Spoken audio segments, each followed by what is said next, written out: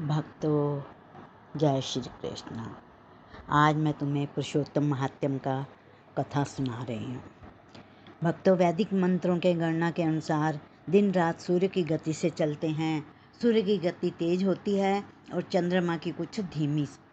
इसी कारण एक साल में 10 दिन पीछे रह जाता है, दूसरे साल फिर 10 दिन पीछे रह जाता है, तीसरे साल 1 महीने का अंतर आ जाता है।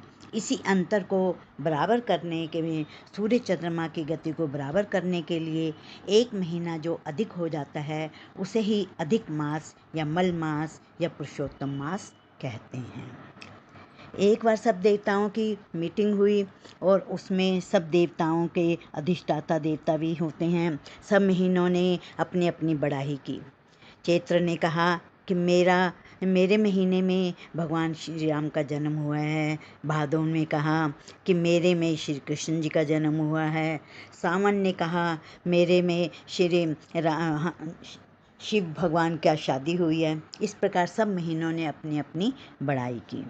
और जब मल मास से पूछा गया तो मल मास ने कहा मैं तो अधिष्ठित हूँ, मैं तो मल हूँ, मेरा कोई इस महीने में कोई भी शुभ काम नहीं होता है।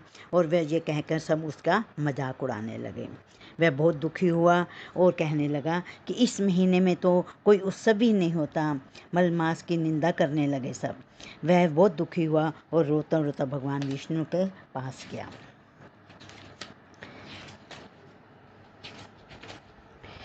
भगवान विष्णु से जाकर बोला कि हे कृपा निधि, मेरा नाम मल है, मैं सबसे तिरस्कृत हूँ और मैं आपकी शरण में आया हूँ। आप मेरी रक्षा करो, रक्षा करो, रक्षा करो।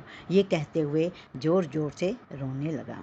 उसकी दीन वचन को सुनकर दीन दयालु भगवान हरि बोले, तुम किसी प्रकार का सोच न करो, दुख में होते हुए भी तेरा उद्धार करूँगा। मेरी शरण में आकर सोच त्याग दो। तब हाथ जोड़कर मल अपना दुख सुनाने लगा और क्षण, लव, मुहूर्त, पक्ष, मास, दिन, रात्रि अपने स्वामी की आज्ञा से सदा भय रहित होकर आनंद करते हैं। परंतु मेरा कोई नाम नहीं है, ना कोई मेरा धर्म है, ना मुझे कोई आश्रय देने वाला है। सर्व देवता भी मेरा निरादन करते हैं कि शुभ कर्मों में मैं वर्जित हूँ। यह कहकर वह मूर्छित हो गया। भगवान के कहने पर गरुड़ ने अपने पंखों से हवा की। तब उसे होश आया और कहने लगा, प्रभु, मुझ शरणागत को क्यों त्यागते हो? मेरी रक्षा करो, रक्षा करो। तब भगवान विष्णु उन्हें अपने साथ लेकर गोलोक गए। गोलोक इतना अधिक चमचमा रहा था कि विष्णु जी की आंखें भी चुंधिया गईं।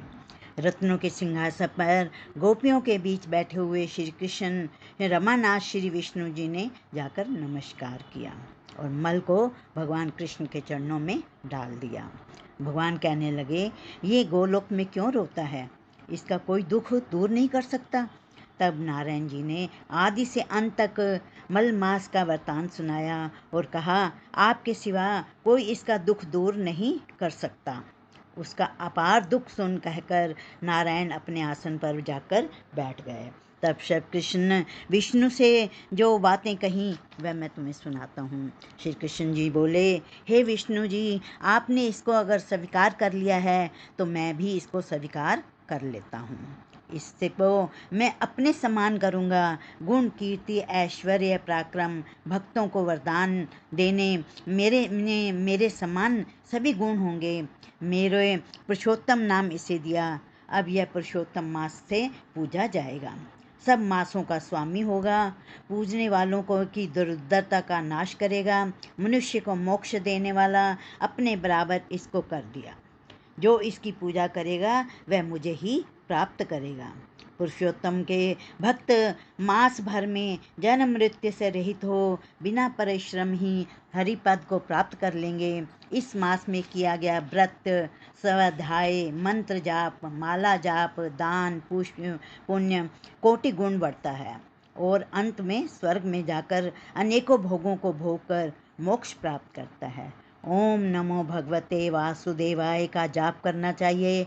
विष्णु सहस्त्र नाम, श्रीमद् भागवत गीता पाठ, ये सब पाठ करने चाहिए। जो मेरे मल मास का निरादर करेंगे वह नरकगामी होंगे। जो स्त्रियां पुत्र शोक सौभाग्य के लिए पुरुषोत्तम मास में स्नान दान पूजा करेंगी, उनको मैं सौभाग्य, संपत्ति, सुख, पुत्र दूंगा और सब सुख भोग कर अंत में मेरे गोलोक धाम को प्रदान करूंगा। विष्णु, हे विष्णु, तुम पुरुषोत्तम मास को लेकर मेरे बैकुंठ धाम में जाओ। इस प्रकार जो दीन होकर प्रभु जी की शरण जाता है, आंसुओं से उनके चरणों को धोता है, प्रभु उसे अपने समान बना देते हैं और वह सब लोकों में पूजनीय हो जाता है। इस प्रकार एक कहानी है कि प्रहलाद के पिता हिरण्याकश्यप ने भगवान की तपस्या कर वरदान मांगा था कि मैं ना दिन में मरूं ना रात को, ना अस्त्र से मरूं ना शस्त्र से, ना मनुष्य से ना पशु से, ना चंद्रमास में ना सूर्य मास में। इसलिए भगवान ने उसे पुरुषोत्तम मास में संध्या समय नरसिंह रूप में अपने बड़े बड़े नखूनों से मारकर उसकी मुक्ति की थी। इस मास के विधि पूर्वक पूर्ण होने पर कांसे के बर्तन में 30 पुए रखकर 7 बार तागा लपेट कर पूजन करें और दान करें। जब श्रद्धा विश्वास से करना चाहिए। इस पुराण को सुनने से सब तीर्थों का फल मिलता है। पृथ्वी की प्रदक्षिणा करने का जो फल मिलता है वो इस पुराण को सुनने से मिल जाता है। इस पुराण को लिखकर कपड़े में सहेज कर रखते हैं, वहाँ पर सब तीर्थ निवास करते हैं। इस मास को कल्प वृक्ष के समान ये मास मनवांछित फल देने वाला है। ये पुरुषोत्तम मास महात्म अत्यंत श्रेष्ठ है। बोलो पुरुषोत्तम मास की जय, बोलो विष्णु भगवान की जय।